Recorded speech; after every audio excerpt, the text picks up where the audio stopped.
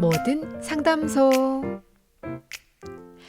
정주행 넷째 금요일은 미래원화연구원의 이대현 원장님과 함께하는 모든 상담소 시간입니다. 제 옆에 나와 계시네요. 안녕하세요. 네, 안녕하십니까? 네, 반갑습니다. 반갑습니다. 네, 모든 상담소는 저희의 신앙의 고민들을 풀어가는 시간인데요. 오늘 또 저희의 고민들을 풀어주기 위해서 나와주셨어요.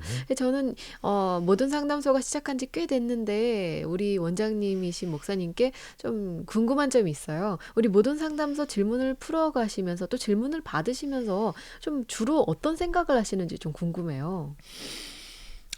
사실상 제가 이제 목회자의 저희 아버님도 이제 은퇴하신 목사님이시고 교회 안에서 저는 태어나서 자랐다고 볼 수 있거든요. 어렸을 때부터 이제 신앙인들의 모습만 보고 자란 거죠. 제가 이제 기독교인이 아닌 사람들하고 섞여서 사는 삶을 산 것은 제 인생에서 그렇게 오래지가 않아요. 그러다 보니까 이게 뭐냐면 대학원 다닐 때 저는 이제 일반 대학원을 나오고 신학대학원을 갔기 때문에 일반 대학원 다닐 때 그리고 군대 갔을 때 군대 갔을 때만 그렇게 생활을 했었는데 그리고 난 다음에 이제 저는 군을 늦게 갔다 와서 제대를 하고 얼마 안 있다 이제 유학을 갔거든요. 그러니까 유학을 그러니까 오랫동안 살면서 기독교인이 된 정형화된 모습들을 갖고 있었어요. 왜냐하면 제가 어렸을 때 교회 안에서 봤던 그 목사님들, 장로님들, 집사님들 물론 뭐 교회에서 갈등도 있었고 문제도 있었지만 근본적으로 그분들이 하나님을 향한 하나님을 사랑하는 마음이 굳건하다는 것에 대한 의심을 해본 적이 없어요. 근데 그런 관점을 갖고 있었던 제가 이제 유학을 마치고 돌아와서 많은 이제 일반 성도들에 대한 특히 이제 저 연구원을 특별히 이제 설립하고 난 이후에는 더군다나 많은 분들을 이렇게 상담하거나 이렇게 되는데 제가 받은 충격이 있어요. 충격이. 왜 충격이냐면 제가 예전에 생각했던 성도들의 모습이 아닌 것들이 너무 많이 발견되는 거예요. 뭐냐면 이분들이 어떠한 환경에 있더라도 근본적인 동기에는 하나님이 계시다라는 것을 의심해 본 적이 없는데 제가 이제 지난 수년 동안 확인한 것은 뭐냐면 되게 열심히 있는 신앙생활을 하시는 분들인데 같이 대화를 나누다 보면 그 근본적인 동기가 이상하다 하고 느껴지는 것들이 많은 거예요. 그리고 또 되게 존경하는 기독교인들이고 또 평신으로서 존경하는 분들인데 이분들하고 대화를 나누다 보면 신앙에 대한 가장 기본적이고 근본적인 부분에 있어서 명확하지 않다는 걸 느끼기 시작한 거예요. 저한테는 굉장히 충격이었거든요. 왜냐하면 상당히 많은 분들이 교회 안에 리더십을 갖고 계시는 상당히 많은 분들이 또 제가 이제 신학교에 가서 강의를 많이 하기 때문에 목회자라든지 선교사를 대상으로 강의를 많이 하거든요. 그분들하고 진지하게 토론을 하다 보면 느껴지는 부족함들이 되게 많아요. 한국 교회의 지금 어떤 신앙에 대한 소위 말하는 뭐 지식의 차원? 그러니까 내가 알지 못하는 것을 내가 행할 수 없거든요. 내가 알지 못하는 걸 인정하고 내 마음속에 품을 수가 없어요. 그렇잖아요. 그러니까 지식이 아무것도 아닐 수도 있지만 지식이 상당히 중요하기도 해요. 지식만이 있으면 사람을 교만하게 하지만 지식이 없으면 내가 바른 길을 가고 있는지 가고 있지 않은지도 알 수가 없잖아요. 그렇죠. 그러니까 지식이 중요한데 이 지식면에서 되게 부족하다는 생각들 되게 많이 하거든요. 그러니까 안타까움이 있어요. 근데 그 안타까움이 있는데 문제는 뭐냐면 이분들이 그 안타까움을 채워나가야 되는 어떤 동기는 있는데 실제로 세상에 매여서 자기가 하고 있는 여러 가지 일들에 매여서 실질적으로 마음은 갖고 있지만 실제로 해봅시다라고 그러면 참여하지를 못해요. 그게 너무 안타까운 거예요. 그러니까 지금 이 시간들도 이런 질문들이 들어오는 내용들을 보면은 어떻게 보면은 가장 근본적인 동기가 이해가 되지 않다 보니 나타나는 여러 가지 문제들이 되게 많아요. 제가 아마 이 시간을 통해서 강조하는 내용들을 보면 그 근본을 깔고 있는 게 있을 거예요. 아마 목사님은 이미 느끼고 계실 거라고 봐요. 가장 근본적인 기반이 굳건하지 않으면 그 위에 어떤 것들 올려놔도 무너져요. 그러니까 뭐 사상 누각이란 말하잖아요. 모르 위에 쌓은 성 이런 말하잖아요. 그러니까 우리의 신앙의 기반을 어디다 두고 있느냐가 되게 중요한 것이죠. 그런 면에서 저는 생각하는 그리스도인들이 되셨으면 좋겠다. 네. 내가 지금 살고 있는 삶의 방식이 기독교인으로서 내가 합당한 것에 대한 고민들을 좀 하셨으면 좋겠다. 그러니까 그냥 장사하고 비즈니스하고 그다음에 어떤 다른 일들을 하는 데 있어서는 그냥 자기도 모르게 세상의 방식대로 그냥 해버려요. 그 교회 안에 들었으면 기독교인이야. 그냥 이게 사실은 굉장히 큰 갈등이 돼야 돼요. 우리 30년 전, 40년 전 신앙의 선배들을 보면 이 갈등을 하시던 분들이에요. 근데 오히려 오늘날에는 그런 갈등들이 굉장히 줄어들어 있어요. 그러니까 굉장히 분리된 일상의 삶의 영역과 신앙의 삶의 영역이 분리되어 있는 어떤 이런 괴리감 같은 걸 제가 많이 느끼기 때문에 이런 것들에 대해서 우리 지금 청취하시는 분들도 좀 깊이 좀 고민 좀 하셨으면 좋겠다. 그래야지만 정말로 여러분들이 생각하는 축복이 뭔지를 그러니까 샬롬이 뭔지를 정말 깨닫기를 원하신다면 이것에 대한 근본적인 전환이 좀 일어나야 된다. 그래서 이 시간이 그런데 좀 도움이 됐으면 좋겠다는 바람은 있습니다. 네. 그냥 어떤 생활에 남들도 그렇게 하니까 저 집사님도 그렇게 하시고 장로님도 그렇게 하시니까 이렇게 살아가는 게 아니고 하나님이 보시기에 나의 이런 행위와 이런 생각들이 옳을까를 고민하고 그렇죠. 맞아요. 네. 말씀에 비추어 보고 그렇죠. 이렇게 좀 고민과 관심을 가질 때 말씀하신 것처럼 우리가 조금 더 공부하게 되고 이 신앙의 깊이에 맞아요. 대해서 좀 알게 되고 그렇지 않을까 싶습니다. 네. 그러기 위해서 정말 이 모든 상담소가 중요한 시간인 것 중요하죠. 같아요. 저는 물론 그 목회자들이나 또 신학생들한테도 그런 말하지만 특별히 제가 이제 일반 성도들에게 가장 훌륭한 평신도가 어떤 분인 줄 아십니까? 어떤 분인 줄 아십니까? 라고 물어볼 때가 항상 있어요. 정답은 이겁니다. 질문하는. 그래서 목사님들에게 질문을 많이 하시는 분들, 그 신앙에 관련돼서 자기 어떤 영적인 상태에 대해서 자꾸 질문하고 알려고 노력하시는 이런 분들이야말로 정말로 훌륭한 성도입니다라고 얘기해요. 그럼 항상 그 뭐라고 대답하시면 질문 많이 하는 목사님들이 싫어하세요. 그래요. 근데 질문을 겸손하게 꾸준하게 계속 하십시오라고 그래요. 그러면 목사님들도 겸손하게 꾸준하게 질문하는 것에 대해서 계속 질문하는 것에 대해서 자기가 부담을 느끼고 신앙에 대한 근본적인 공부를 하세요. 그러니까 성도들이 좋은 목회자를 세우는 거예요. 좋은 목회자가 좋은 성도들을 길러내는 것은 저는 아니라고 봐요. 네, 좋은 성도들이 많은 질문을 갖고 있는 성도들이 목회자들에게 질문을 던지고 목회자들은 그 질문을 해결해주는 그 과정 속에서 좋은 교회 공동체가 세워나간다고 저는 생각하거든요. 질문 많이 하셔야 됩니다. 네, 질문 모든 상담소에서도 받고 있으니까 청취자 여러분들도 저희에게도 질문 많이 네. 해주시면 좋을 것 같습니다.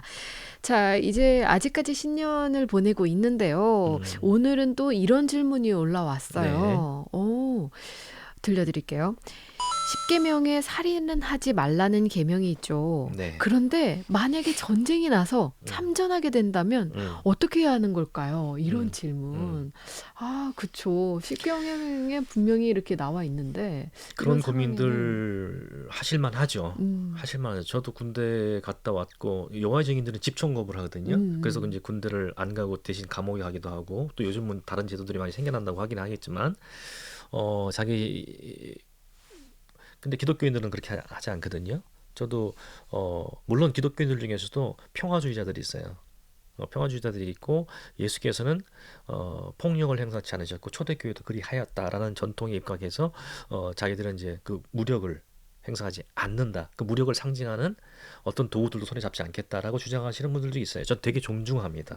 존중합니다만 저는 그 우리가 생각해야 될 게 이것이라고 생각을 해요. 뭐냐면 이게 폭력을 행사할 것이냐 하지 않을 것이냐 라는 것은 어떤 면에서 굉장히 어떤 것이 정답이다로 말할 수 없을 정도의 복잡한 부분들이 있습니다. 아까 10계명에 살인하지 말라는 말이 있는데 라고 말씀하셨잖아요. 그럼 10계명에서 말하는 살인하지 말라는 기본적인 동기가 인명을 살상하는 것이 절대적인 악이기 때문에 하지 말라고 말씀하시고 있는 것이냐, 아니면 생명 존중에 대한 기본적인 가치를 강조하고 있는 것이냐 라는 것으로 어떻게 보느냐에 따라 달라지는 것이죠. 그런데 이제 우리가 뭘 생각해야 되냐면, 그럼 구약 성경에서는 사람을 죽이는 일에 대해서 성경은 뭐라고 말하고 있었을까 하는 것이죠. 예컨대 그럼 성경에서도 살인하지 말라 있고, 그러니까 율법에 가장 많은 규례들이 있잖아요. 규례들이 있는데 첫째는 제가 아까 말씀드린 대로 살인을 사람의 생명을 해하는 것에 대한 방점을 뜰 것이냐, 아니면 사람의 생명에 대한 존중의 방점을 줄 것이냐. 만약에 살인하지 말라는 것이 절대적으로 기준한다면 뭐예요? 사형제도가 있으면 안 되잖아요. 근데 구약 성경이 사형제도를 율법이 사형제도를 인정하나요, 인정하지 않나요? 인정하죠. 인정하잖아요. 그러면 율법이 지금 율법의 가장 근본적인 11조가 근본적으로 충돌을 일으키는 거잖아요. 그러니까 하나님 말씀 일관성이 없는 거죠. 근데 생명이라는 존중이라는 차원에서 생명을 함부로 해야지 말아야 될 것에 대한 존중의 차원에서 연결시키고 있다면 이것은 뭐죠? 십계명과 율법의 계명들이 충돌하지 않는 것으로 볼 수가 있는 거죠. 그러니까 하나님 말씀에 일관성이 있거든요. 창세기 1장부터 요한계시록 마지막 장까지 저는 하나님 말씀은 일관성이 있다고 생각해요.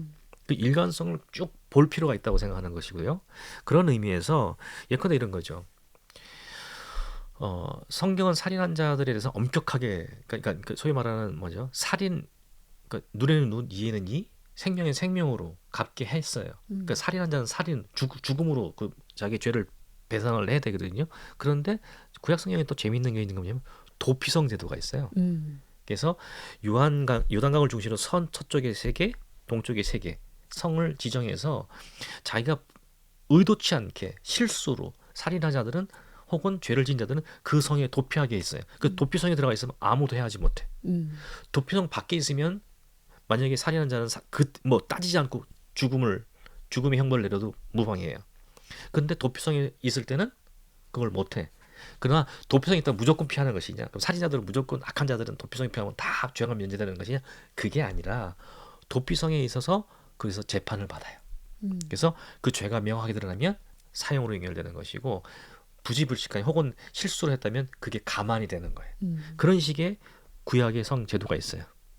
그리고 또 그러니까 뭐냐면 구약 성경은 살인을 무조건적으로 그러니까 절대적인 개념으로 생명을 해야지 마라가 아니라 정당한 근거가 있느냐 없느냐를 따지고 있다는 거예요. 율법이 그렇게 말씀하고 있다는 것 하나 하고 또 하나는 뭐냐면 이스라엘 백성들이 죄를 지을 때 하나님께서는 이방 백성들을 일으켜서 이스라엘 백성들을 쳤거든요. 그 다음에 또 뭐죠? 이방 백성들이 이스라엘의 하나님 앞에서 온전하게 세워져 가는데 그걸 방해하고 억압하려 할 때는 뭐죠? 또 전쟁을 통해서 이들을 누르셨단 말이에요. 그러니까 성경에서 전쟁이라는 개념들이 허용이 되고 있어요. 왜 그게 가능할까? 라는 생각을 한번 해볼 필요가 있겠죠. 그러면 성경은 하나님은 살인도 허용하시고 전쟁도 허용하시는 건가? 이유가 있다는 거죠. 이유가. 왜냐하면 아까도 제가 말씀드렸지만 우리가 구원을 얘기할 때 이미와 아직 그러니까 타락한 세상이라는 거예요. 지금 현재는요. 타락한 이후에 하나님의 법도가 아닌 인간이 중심의 법도가 그러니까 인간이 중심이라는 것은 뭐냐면 인간 모두가 자기가 자기 하나님 되고자 하는 성향을 갖고 있다는 거죠. 우리 목사님은 그 부군 되시는 목사님하고도 부부싸움 하세요, 안 하세요? 잘 안 합니다. 전 잘해요. 지금도 우리 집사람하고 지금 텐션 관계인데 싸움의 이유가 부부싸움의 이유가 제가 예전에 한동대에서 강의할 때 저는 이제 1학년 4학년 전체를 대상으로 강의하는 강의였기 때문에 이 질문에 부모님들이 부부싸움 하는 것을 본 적이 있냐? 많이 하시지 않냐? 내가 많이 한다고 그래서 내가 많이 한다고? 많이 하는데 그 싸움을 보면서 부부싸움, 부부의 분쟁을 보면서 여러분들 자식으로서 뭘 느끼냐 이렇게 물어본 적이 있어요. 근데 맨 앞에 강의를 열심히 듣던 1학년 학생하고 중간쯤에서 강의를 또 열심히 듣는 4학년 여학생이 동시에 픽 하고 웃는 거예요. 내가 질문하자마자 내 질문을 좀 무시하는 거야? 그게 아니라 왜 웃냐고 물어봤어요. 그러니까 이 둘 학생이 뭐라고 또 표현해요? 또 정확하게 표현해. 유치해서요 이렇게 표현해요. 그 말이 그 말을 하니까 다른 학생 다 고개를 끄덕끄덕. 뭐냐면 엄마 아버지가 집에서 이렇게 무슨 다툼이 시작되는데 그 나중에 심각한 다툼이 되기도 해요. 근데 그 다툼의 원인을 파고 들어가면 정말 하찮기 짝이 없는 걸로 싸우고 있다는 거예요. 공감되시죠? 그렇죠. 네. 보통 그렇죠. 양말 왜 걷다 벗어내? 이걸로 싸움 시작해가지고 나중에 뭐 이렇게 공중에 뭐가 날아다니기도 하고 그러는 거예요. 결국은 뭐냐면 그 싸움에 인간의 모든 인간들이 인간과 인간 사이의 다툼의 근본적인 원인은 뭐냐면 왜 하나님의 뜻을 순종하지 않느냐가 아니라 왜 내 뜻대로 안 하느냐예요. 이건 유치원 학생들의 싸움. 그 다음에 종교와 종교 간 싸움, 나라와 나라의 전쟁 똑같아요. 왜 내 뜻대로 안 해? 왜 우리 편 안 들어? 이거예요. 우리나라 지금 뭐 정당 간에 지금 대통령 선거하고 똑같잖아요. 서로 내로남불하지만 사실상 뭐예요? 서로들 다 똑같이 내로남불 하고 있는 거거든요. 그 근본 동기가 뭐냐? 왜 내 뜻대로 안 해가? 음. 이것이 지금 일반화되고 있는 것이 타락한 세상이에요. 이 가운데서 그리스도인으로 살아가는 거거든요. 그러니까 이 안에서 그리스도인 살아가면 한 가지예요. 둘 중에 하나가 될 수밖에 없어요. 완전히 맨날 코너에 몰려 있거나 아니면 다른 방식으로 권리를 찾거나 하는 건데, 성경은 뭐냐면 이러한 타락한 세상에서 타락한 세상이 돌아가는 방식 자체를 부정하잖아요. 문화를 부정하잖아요. 그 속에서 어떻게 살 것인가, 우리는 어떻게 구별될 것인가를 주장하는 거예요. 음.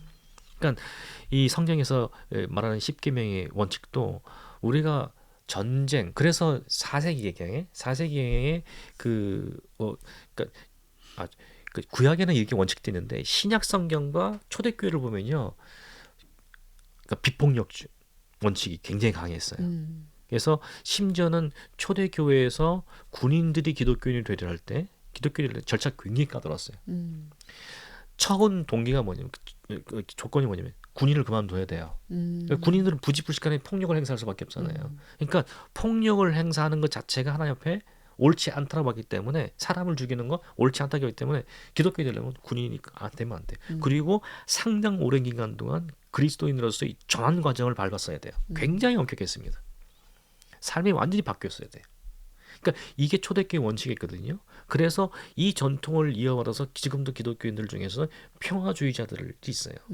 그런데 그러니까 저는 이 전통 존중합니다. 그리고 할 수만 있다면 그렇게 하면 좋겠다는 생각을 해요.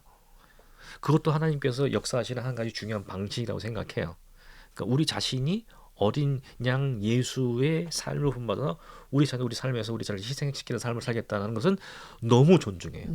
존중하지만 그러나 그럼에도 불구하고 4세기경에 이제 어거스틴 아시죠? 뭐 다른 말로 아우구스티누스라고 하는데, 성 어거스틴이 정의로운 전쟁론을 얘기를 합니다. 이 정의로운 전쟁론이 왜 나왔냐면 그 당시 이제 그 초대교회가 4세기니까 300년대잖아요. 엄청난 박해를 받았어요. 이 박해 동안에 배교한 사람도 생겼고 신앙을 양반 생기고 다 각양각색이 생기잖아요. 근데 나중에 이제 기독교가 이제 합법화되면서 이제 교회가 이제 종교의 자유를 얻었잖아요. 이러면서 다시 뭐냐면 교회로 돌아오는 사람들이 많이 생겼단 말이에요. 우리나라로 치면 예전에 왜 신사 참배하고 난 다음에 돌아온 뭐 이런 사건들하고 비슷한 사건이 일어난 거예요. 이때 교회 내에서 굉장히 강경파들이 있었어요.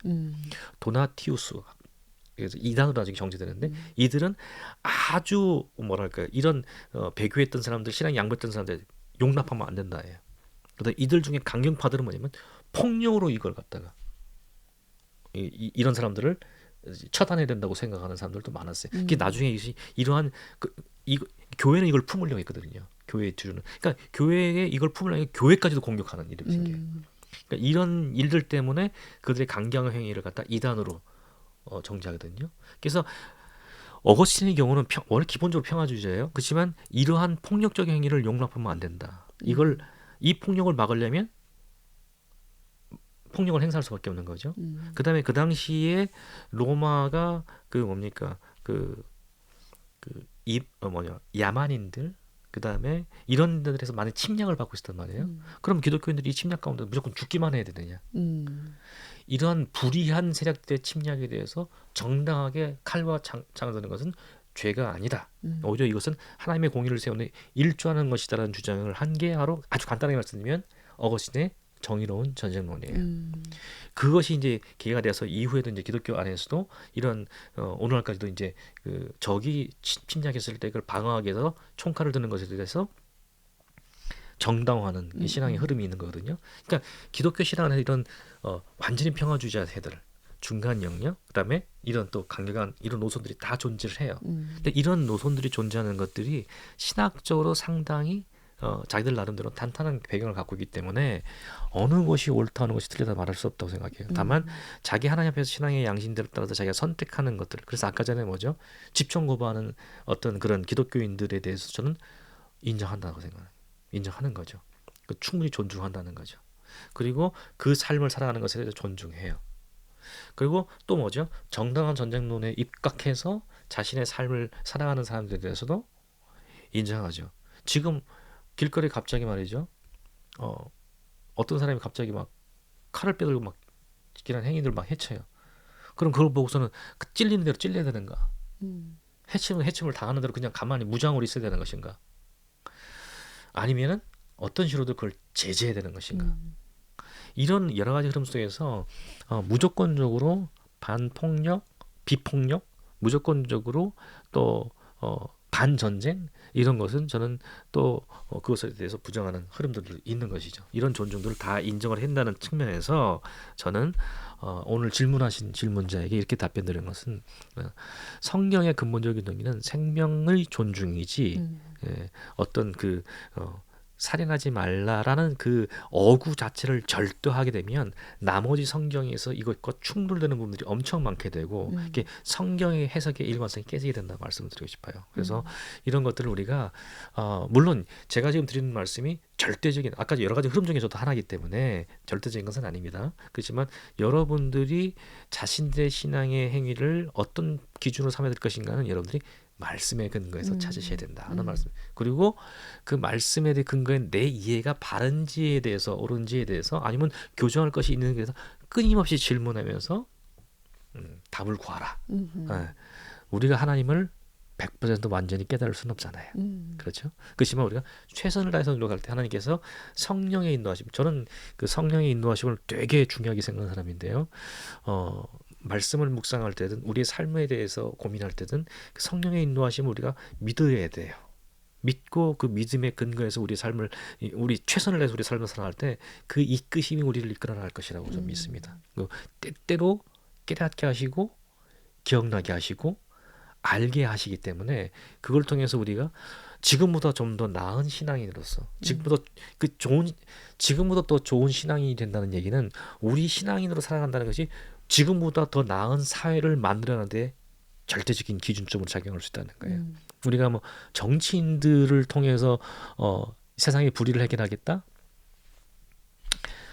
뭐 그럴 수도 있겠죠. 그러나 저는 세상을 변혁시키고 세상을 바꾸는 것은 하나님 백성 공동체 외에는 없다라고 생각해요. 그래서 우리가 끊임없이 그 점에 탐색을 해나갑니다. 불의가 경제적으로 우리가 판치고 있고 말도 안 되는 일들이 벌어지고 있는 정말 기가 막힌 일들이 많이 일어나거든요.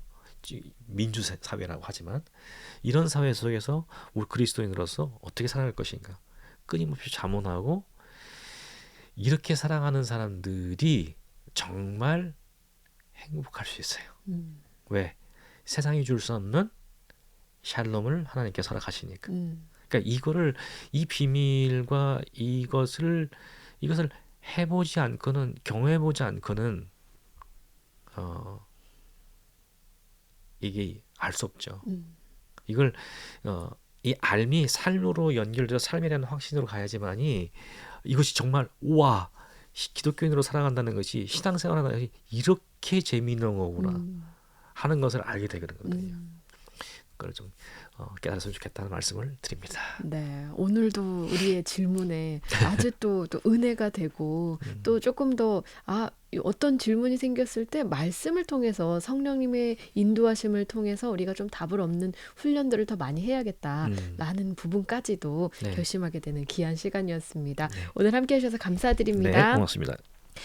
네, 지금까지 미래문화연구원의 이대현 원장님과 함께했습니다.